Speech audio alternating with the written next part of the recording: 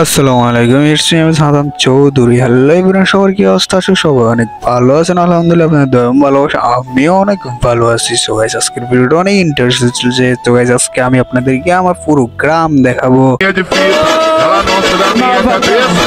Tá começando a lepir. Essa novinha delícia.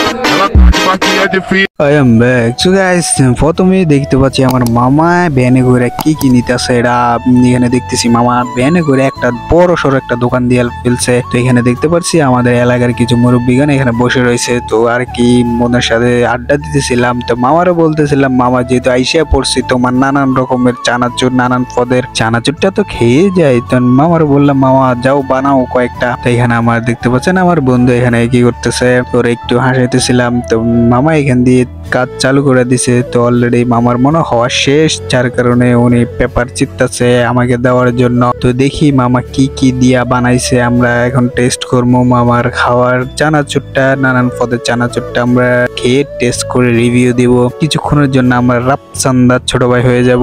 তো guys মামা আমার এখানে দিল, ওইখানে নাকি মাত্র 10 টাকার। তো মামার বললাম, মামা এই অল্প কয়টা দিয়েছো যে এগুলো তো আমার হইব না, আমার আরো দাও। তো মামা বলতেছে, আগে এটি খাইয়া নাও, খাইয়া দেখো কেরম লাগতেছে, তারপর তোমারে দিদাসি আমি। তো আমি কি করবো, আমার এক হাতে ক্যামেরা আর এক হাতে হচ্ছে চানাচুর। এখন আমি কারে দিবি, এখানে তো আমার সব চিনি আর কাউরে তো দেওয়াই যাবে না। আমার বন্ধুরে বলছিলাম, ওই খাইতেছে, ও এই সময় পারবো না। তো আমার বলতেছিলাম, মামা আচার একটা বানাও দেখি, তোমার এটা ভিডিও করতেছি। তো মামা বানাইতেছে, এখানে দিয়েছে কাকে আচার দিতেছে মামা। তো মামার আচারটা অনেক মজাদার যেহেতু খাইতেছে। তো পরে আমি কি করলাম, এগুলার একটা বক্সের উপর রেখে দিলাম। তারপরে এখানে দেখলাম মামা দেখি আইসক্রিমও বিক্রি করতেছে। তারপর আমি আইসক্রিম উঠে দেখলাম যে আইসক্রিম আছে কিনা। তারপর দেখতেছি মামা কিছু আইসক্রিম নিয়ে বসে রয়েছে, বাট বিক্রি করতেছে। তো মামার এই অবস্থা দেখে অনেক ভালো লাগছে।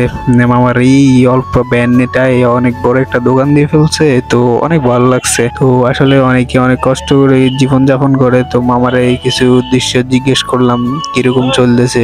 তো মামা বলতেছে, আলহামদুলিল্লাহ বাগনা অনেক ভালোই চলতেছে।